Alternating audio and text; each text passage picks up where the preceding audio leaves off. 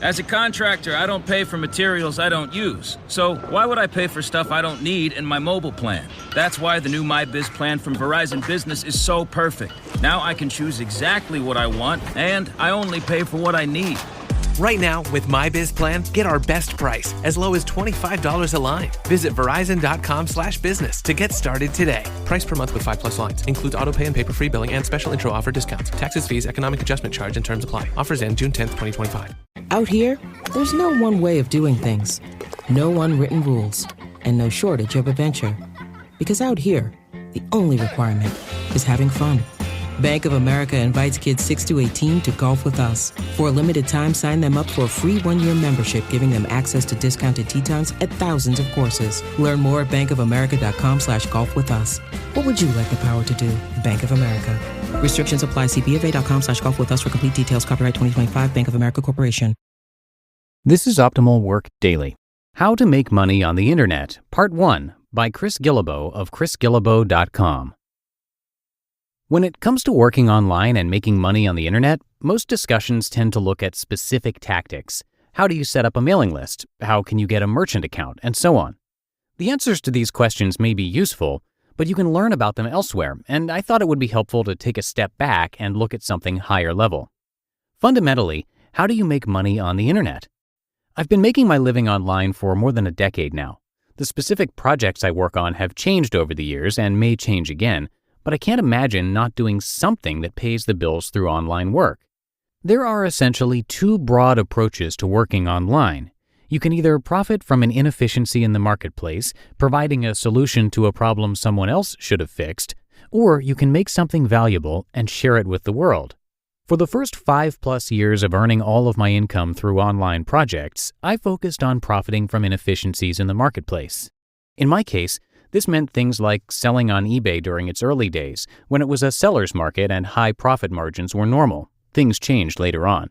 Then it was playing an arbitrage game with Google AdWords and AdSense, profiting a small amount many times over from the split between the two.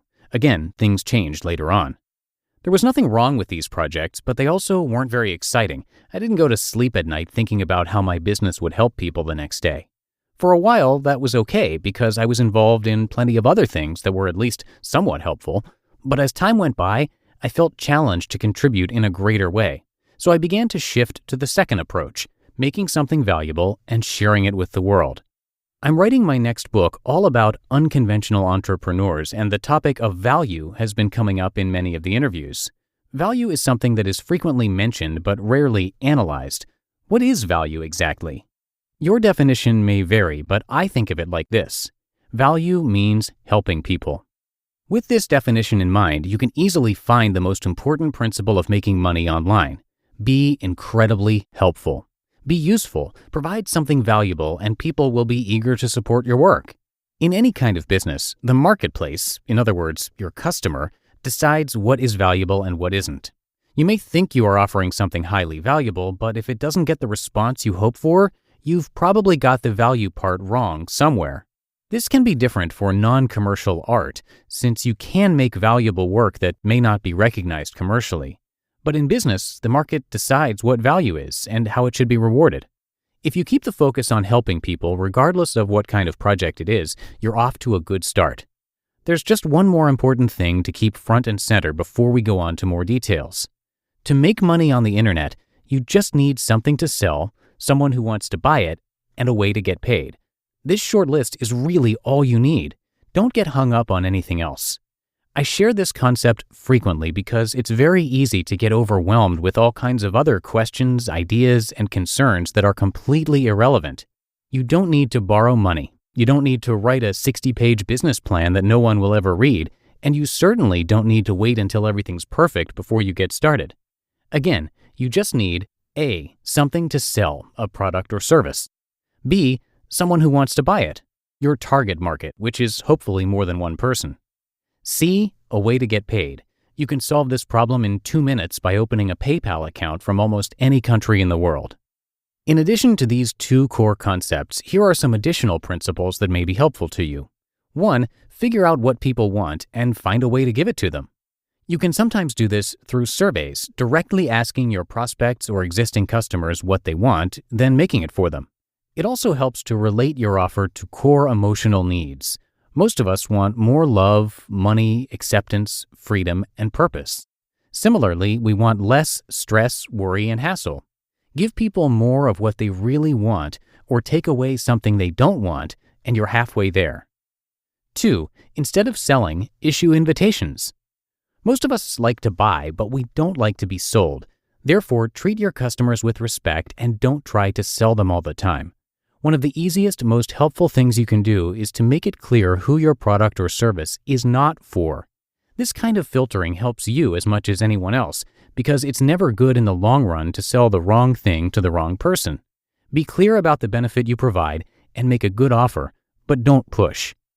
3. Language has consequences, so carefully consider your words.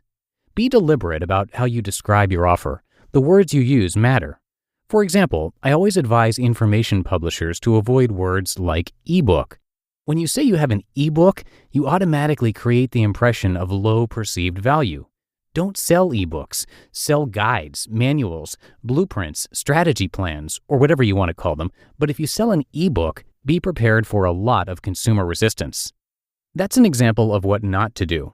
It's also important to clearly communicate a vision for your project and how the project will benefit customers. In my work, I try to communicate a sense of scale, community, and meaningful independence. That's why I have a small army of remarkable people. That's why we talk about empire building and world domination. Not everyone likes these phrases, which is a good sign. As Bill Cosby put it, I don't know the secret to success, but the secret to failure is trying to please everyone. 4. Hear that in tomorrow's episode. You just listened to part 1 of the post titled How to Make Money on the Internet by Chris Guillebeau of chrisguillebeau.com. This episode is brought to you by Amazon Business. How can you free up your team from time-consuming office tasks? Amazon Business empowers leaders to not only streamline purchasing, but better support their teams so they can focus on strategy and growth. Free up your teams and focus on your future. Learn more about the technology, insights, and support available at amazonbusiness.com. Spring savings are in the air and at Ross, where they have savings on all the brands you love. From the latest fashion to outdoor decor and even pet supplies, savings are in every aisle. Go to Ross and save 20 to 60% off other retailers' prices on your favorite spring finds. Thank you so much to Chris for letting us share his work today. You can also check out his daily podcast, Side Hustle School, which is downloaded more than 2 million times a month. You can come by chrisguillebeau.com to find that and a lot more. And I have that linked, including how to spell Chris's last name, in this episode's description. Speaking of podcasts, it's not just this one that we've got for you. We have a bunch here in our network, most of them having the same format of narrating articles for you for free. So if you like this idea of checking out blog posts in audio form, please do go and look for our other shows, which cover topics like personal development, finance, health, relationships, and more. Just search for Optimal Living Daily wherever you're hearing this show to find all of them, or you can always come by oldpodcast.com to learn more.